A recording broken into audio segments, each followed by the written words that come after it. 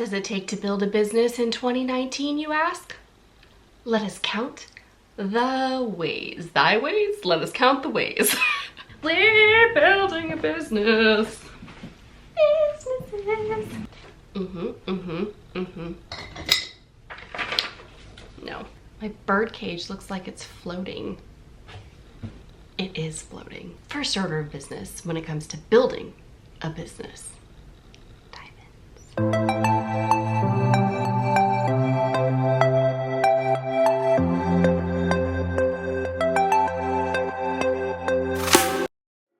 Welcome back to my channel and happy Monday. For those who don't know me, my name is Kristen Martin. I'm an international Amazon best-selling author, a writing and business success coach, a YouTuber, a podcaster, and essentially when you put all of that together, I am what you would call a creative entrepreneur. Welcome, I am so happy to have you here with me today, and I'm really excited to bring this video to you because we are going to be talking about what it actually takes to build a business in 2019.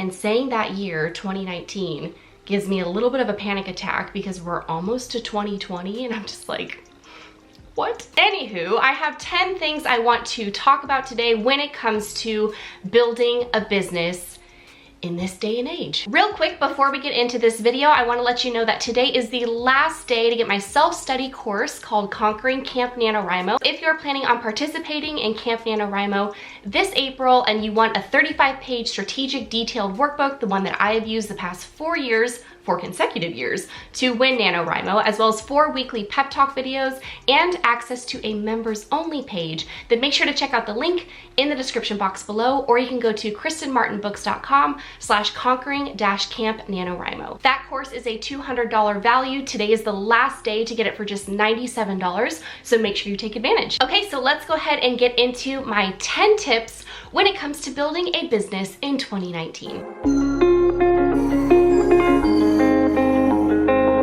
Tip number 1, if you are looking for instant gratification, then the road to entrepreneurship is probably not for you. When I got serious about becoming an author and actually launching my business and my platform and starting my YouTube channel in 2015, I did not expect for anything to happen right away. And for a long time, things did not happen. At all. It took me an entire year to gain my first 1,000 subscribers on YouTube. In this day and age, it's pretty obvious that most businesses are online. So when we think about everything there is on the World Wide Web, can't believe I just said that, www, World Wide Web. We think about everything that's out there and how many businesses are out there. How can we expect to suddenly just say, I'm here, look at my books, look at my course, look at this program, look at whatever it is that you are trying to launch or get out there into the world. We're so used to instant gratification because we can go to Amazon or we can go to any of these websites, add something to our shopping cart, check out, and it's like, okay, it'll be there in 2 days. Now for the customer, that is wonderful, but as the actual business owner and the entrepreneur, I can guarantee you things are not going to be that easy, and it's not going to be like, oh, I launched something today and now I'm suddenly, a billionaire. Even with all of the technology and the tools and everything available to you as a business owner in 2019, it is still going to take time. It is still going to take a lot of hard work, a lot of grit, and most importantly, a lot of persistence. As someone who started from the very bottom, ground zero, no network, no contacts, no industry, anything, nothing, like zero. 0 followers on all platforms, I know that it takes time. It takes a huge amount of patience, and it also takes a huge belief in what you're putting out there and what you're doing. AKA you have to actually believe in yourself and your business. So that was number 1, no instant gratification, because all good things take time. So tip number 2 is that you need to be insanely disciplined when it comes to building your business. Before I became a full-time creative entrepreneur, I was working in a corporate setting, and a lot of the time when you have your side hustle, you'll normally have your regular hustle, which is your full-time job. If you really want to get your business off the ground, you are going to have to make time to actually build your business. This takes discipline. This takes saying no to things that maybe you really want to do, whether they are social outings, vacations, and sadly, sometimes even sleep. Now, I'm a huge proponent of getting your full 7 to 8 hours, but when you are building a business and it's in its infancy stages, then there may be some nights where you're staying up a little bit later to work on things. To this day, I remember waking up at 5:30 in the morning and driving to my full-time job, sitting there for 8 hours, driving home around 4:35 p.m.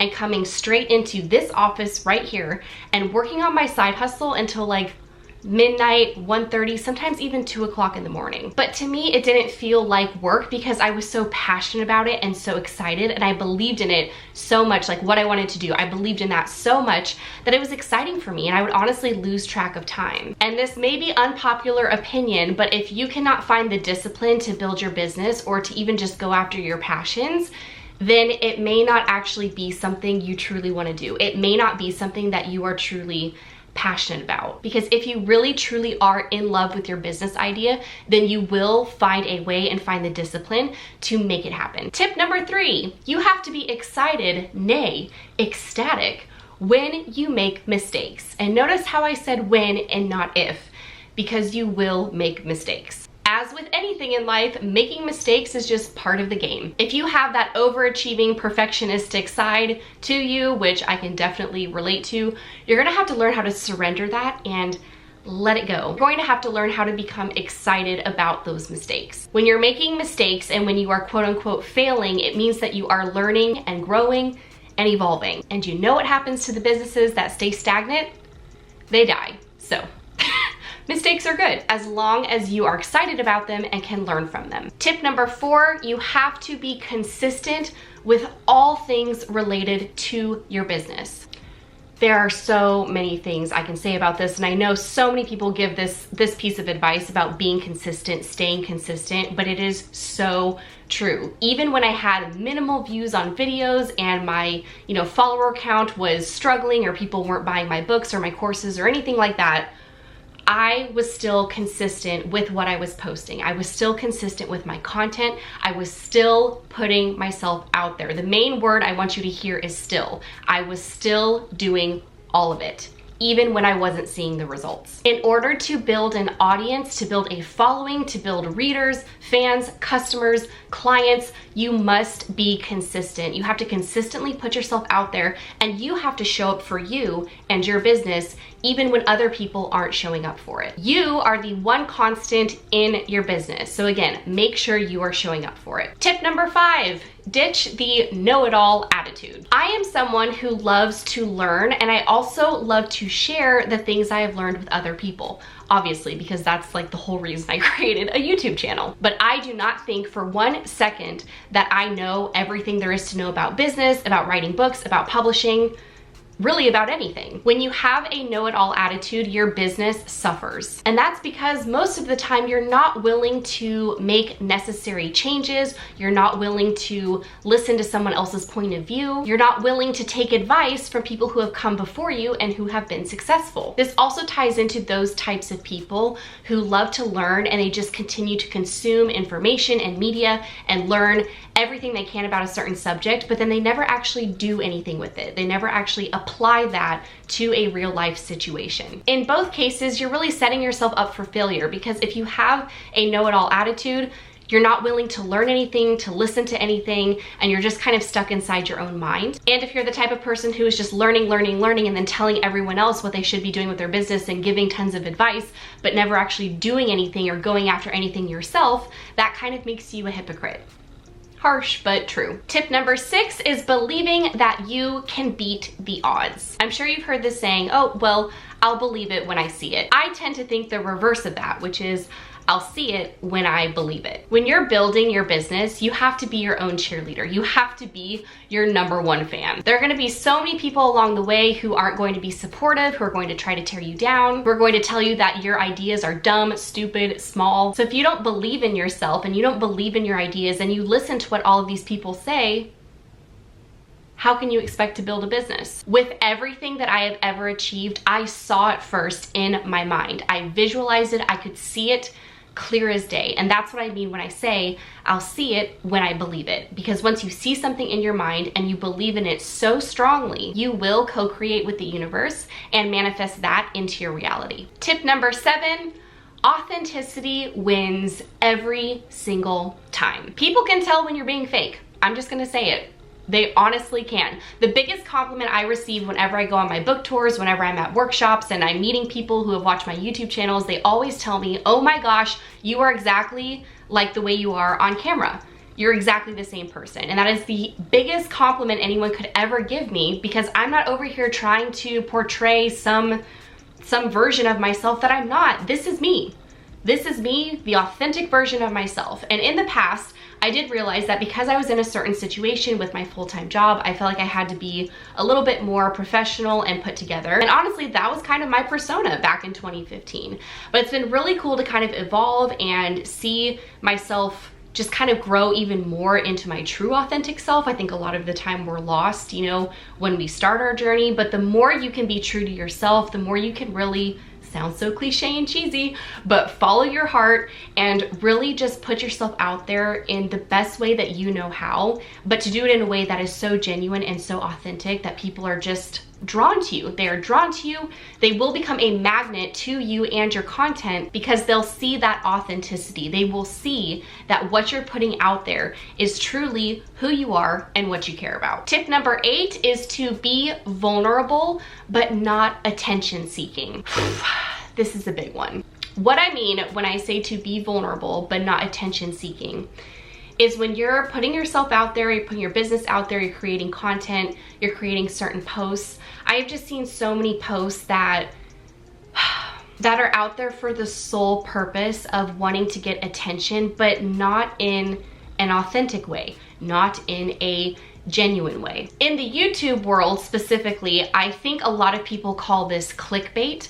And clickbait a lot of the time happens to be negative. For some reason, people tend to click on negative titles and negative clips more than they would positive ones. Like, I already know that this video would get a lot more views if I had titled it something like 10 mistakes I made when I first started building my business, or avoid these 10 mistakes. Those just tend to get more views, but that's not what I'm here to talk about. I'm here to talk about 10 ways to build your business in 2019. It is great to put yourself out there, to be vulnerable, to be transparent with your audience, but I want to caution you, if you're doing that, to be more of an attention seeker. It's kind of like the boy who cried wolf. You can only do it so many times and then people will just stop showing up. Tip number 9, as a business owner, you must learn how to pivot. Just like you have to be okay with making mistakes, you also have to be okay with pivoting when things don't really seem to be working as well for your business, or maybe it's something that doesn't really make you that happy anymore. You have to be okay with pivoting to something or in a certain direction that does make you happy and that does work for your business. A great example of this is last summer when I took a very long hiatus from my business and from YouTube and came back and started focusing a little bit more on productivity and time management and the business aspect of things instead of just talking about writing all the time. As you evolve and grow and learn more about yourself as a person and also as a business owner and what your true vision is for your business, you'll end up doing a lot of pivoting. So learning how to do that, learning how to change direction and how to kind of transition your audience over into that new direction is crucial. And finally, tip number 10, as a business owner, in 2019, you have to have a desire to make people's lives better, to make a difference in the world. It is not just about the money. Now, for the majority of my audience, there are so many creatives and writers out there, and I already know that we do not get into writing books for the money aspect of things, because honestly, I could go into a whole spiel about this, but it really makes me kind of angry to think about the royalties and how much you actually get for putting so much of your heart and soul into your work, because it's very, very minimal compared to the amount of work that you put into it. But writers write stories not to make money, but because they have something that they need to share with the world, some kind of message, something that they want to share and get out there because they honestly think it's going to make the world a better place. When it comes down to it, business is all about people and helping people. It's solving a problem that people have. And for writers, that problem could be something as simple as just allowing someone to escape from a hard day or a hard week by jumping into your story. Sometimes I think we can forget in this technological age with how much we've got going on, just how truly connected we all are. So if you're dancing back and forth trying to figure out if you really do want to start a business, really I think you just need to answer one question, and that question is, do you want to help people? And if you do, and you have something that can help them, then start a business. No matter how big or small a business idea is, if it's going to help people in the end, then ultimately, I believe it's worth pursuing. So that is it for today's video. I really hope that you enjoyed it. If you did, please make sure to give it a thumbs up to support my channel. And don't forget to click that subscribe button as well as that little bell that will send you email notifications to your inbox whenever I upload new videos, which is every week on Mondays. Don't forget to take advantage of the half-off pricing for my self-study course called Conquering Camp NaNoWriMo. You can find the link in the description box below. If you're interested in accessing even more content, I would love for you to become a patron on my Patreon page. You can find the link in the description box below. I appreciate you so much, and I will see you in next week's video. Bye!